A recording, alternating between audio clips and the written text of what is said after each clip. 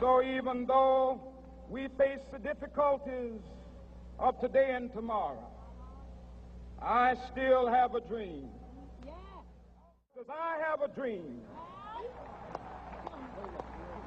that my 4 little children will one day live in a nation where they will not be judged by the color of their skin, but by the content of their character. I have a dream today.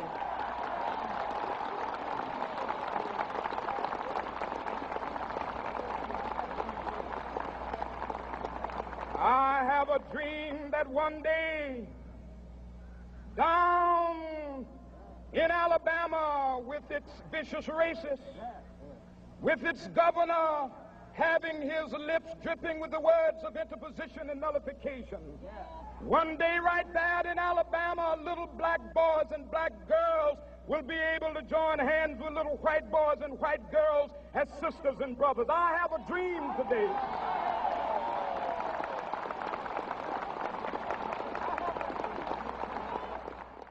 Let freedom ring from Stone Mountain of Georgia. Let freedom ring from Lookout Mountain of Tennessee. Let freedom ring from every hill and molehill of Mississippi, from every mountainside. Let freedom ring, and when this happens, and when we allow freedom ring, when we let it ring from every village and every hamlet, from every state and every city, we will be able to speed up that day when all of God's children, black men and white men, Jews and Gentiles, Protestants and Catholics, will be able to join hands and sing in the words of the old Negro spiritual, free at last, free at last. Thank God Almighty, we are free at last. And I say segregation now, segregation tomorrow, and segregation forever.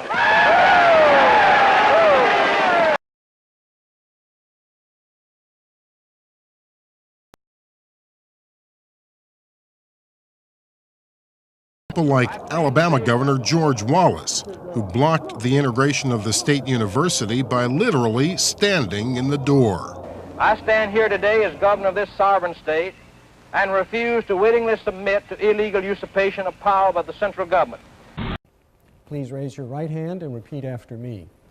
I, Barack Hussein Obama, do solemnly swear. I, Barack Hussein Obama, do solemnly swear. That I will faithfully execute. That I will faithfully execute.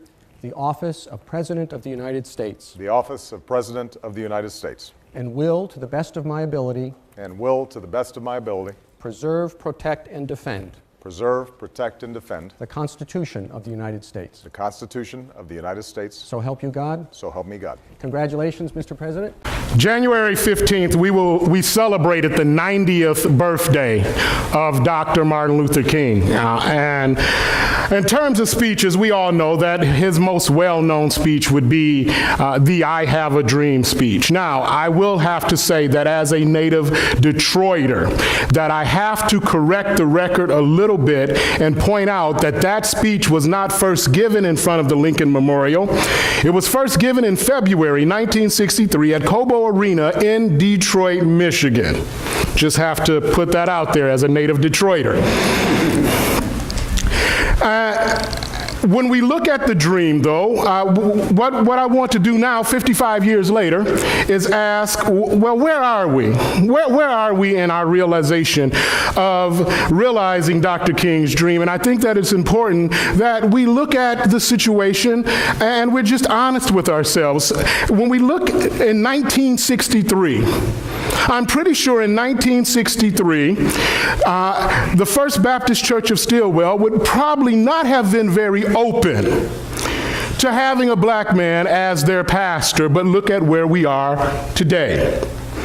In 1963, the governor of Alabama, who you saw there, George Wallace, made the statement, segregation today, segregation tomorrow, segregation forever. He stood in the doorway of the University of Alabama to bar integration. Today, 20% of the University of Alabama is minority. There was a young man at that speech. He was a teenager at the time. A few years ago, in his 70s, he was interviewed, and he said that in his wildest imagination, he could not dream that in his lifetime, a black man would sit in the highest office of our nation. That's where we are now. So I think it's important for us to understand that the world of 1963 in terms of race relations and racial justice is not the same world we're in today. We are in a much better place today than we were 55 years ago. But we also have to admit that we have not fully realized that dream and that we have a ways to go. And so the challenge in today's teaching moment is to keep the dream in mind and keep the dream moving forward. Keep the dream of all of us sitting down, regardless of race, ethnicity, religion, sitting down at the table of brotherhood. Keep that dream alive so that 55 years from now, when another pastor of First Baptist Church Stillwell is standing before a different group, probably, they will be able to say that the world today in 2072 is much better than the world was in 2018 and a whole lot better than it was in 1963. We've come a long way in realizing the dream, but we still have a ways to go. Amen?